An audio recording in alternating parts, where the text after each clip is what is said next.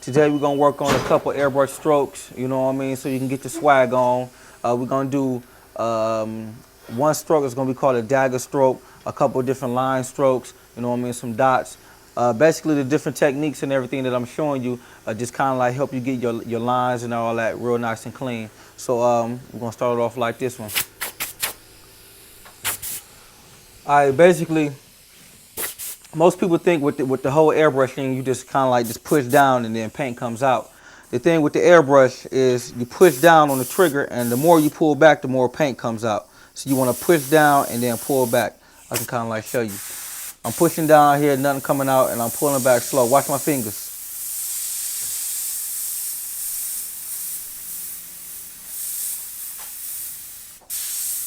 And that's basically kind of like, you know, the whole basics of airbrushing.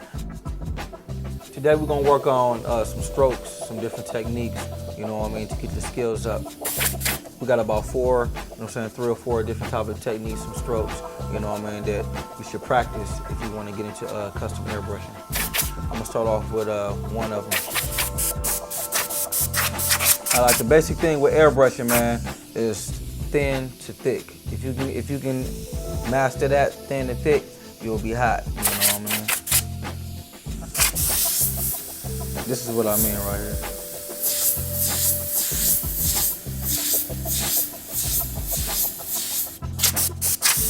As you can see, we're going thin to thick, thin to thick, thin to thick, thin to thick, you know what I mean? And that's what you want.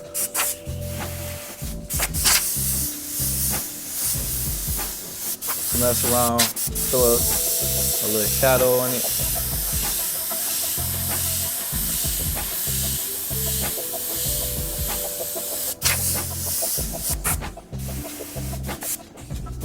I'm gonna kind of like show you a name design so you can kind of like see how you'll use this different technique.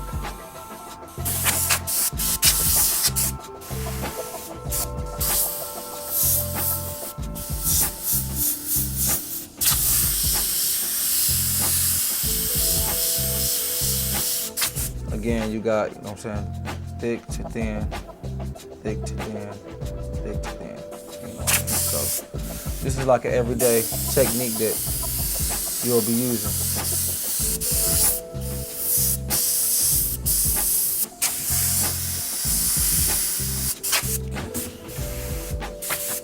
Okay, another one we're gonna, another little technique is called the dagger stroke.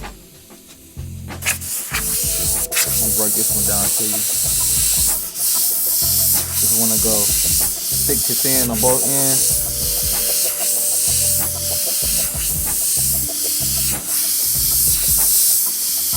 A lot of artists, you know, right before you start painting, if you got a store or whatever, right before you start painting, you want to just kind of, you know, so you get your technique down, get some practice in the morning, kind of break the ice. Just go through these different techniques.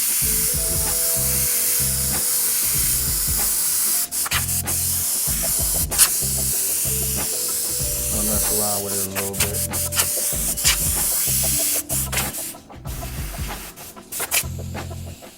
Another little technique is just the dots, going from fat dots to small dots to fat dots.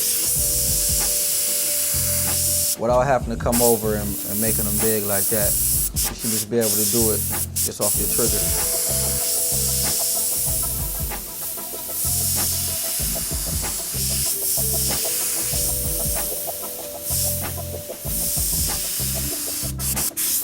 Just mess around. When you first starting to pick up your airbrush, you know, so spend like 2 or 3 days just messing around, you know, before you start really sitting down and kind of like teaching yourself how to work it. Because you want to get those little jitters and those bugs out.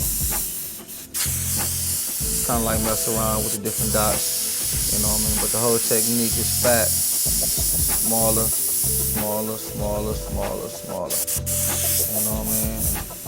Smaller. Bigger, bigger, bigger, bigger. You know what I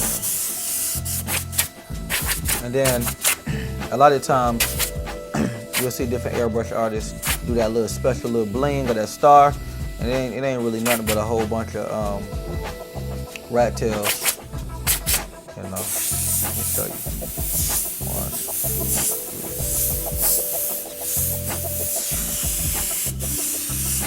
Most artists call them either dagger strokes or rat tails.